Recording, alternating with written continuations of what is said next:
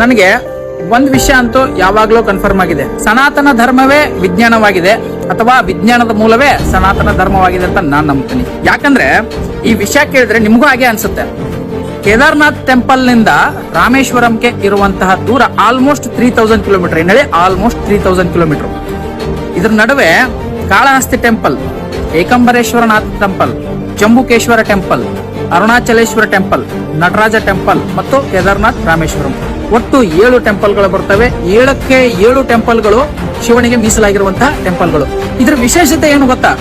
ಎಲ್ಲ ಒಂದೇ ರೇಖಾಂಶದಲ್ಲಿ ಬರ್ತವೆ. ಹೇಳಿ, ಎಲ್ಲ ಒಂದೇ ರೇಖಾಂಶದಲ್ಲಿ ಬರ್ತವೆ. ಪೂರ್ವ ರೇಖಾಂಶ 79 79 ಈ ರೇಖಾಂಶದ ಅಡಿಯಲ್ಲೇ ಬರ್ತದೆ. ಆಗಿನ ಕಾಲದಲ್ಲಿ GPS, ಸ್ಯಾಟಲೈಟ್, ಜಿಯೋಗ್ರಫಿಕಲ್ ಸೈನ್ಸ್ ಯಾವುದರ ಅರಿವು ಇಲ್ಲದಂತಹ ಟೈಮ್, ಕ್ರಿಸ್ತಶಕ 8, 10, 11ನೇ ಶತಮಾನದಲ್ಲಿ ಕಟ್ಟಿರುವಂತಹ ಟೆಂಪಲ್ಗಳಿಗೂ. ಮತ್ತೆ ಇನ್ನೊಂದು ವಿಷಯ ಗೊತ್ತಾ? ಆಗಿನ ಪಾಂಡಿತ್ಯ, ಜ್ಞಾನ, ಜಿಯೋಗ್ರಫಿ ಎಡೆಗಿನ ಅವರ ಅರಿವು ಎಲ್ಲ ನೋಡ್ತಾ ಇದ್ರೆ ಸನಾತನ ಧರ್ಮದಲ್ಲೇ ವಿಜ್ಞಾನವಿತ್ತು ಅಂತ ನಂಗೆ ಡೌಟ್ ಬರ್ತದೆ. ಸಿಂಪಲ್ ಆಗಿ ಹೇಳ್ತೀನಿ, ಅರ್ಥ ಮಾಡ್ಕೊಳ್ಳಿ. ನಾವು ಕ್ರಿಕೆಟ್ ಆಡ್ಬೇಕಾದ್ರೆ ಲೈನ್ ಹಾಕ್ತಿವಿ, ಸೈಡ್ ಲೈನು.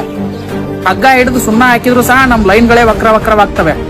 ಅಂತದ್ರಲ್ಲಿ 1000 ಕಿಲೋಮೀಟರ್ ಡಿಸ್ಟೆನ್ಸ್ ಇದ್ರೂ ಸಹ ಒಂದೇ ರೇಖಾಂಶದಡಿಯಲ್ಲಿ ಬರುವಂತಹ ಟೆಂಪಲ್ ಗಳನ್ನ ಕಟ್ತಾರೆ ಅಂದ್ರೆ ಅವರ ಜ್ಞಾನಕ್ಕೆ ಸರಿಸಾಟಿ ಇನ್ನೊಂದಿಲ್ಲ.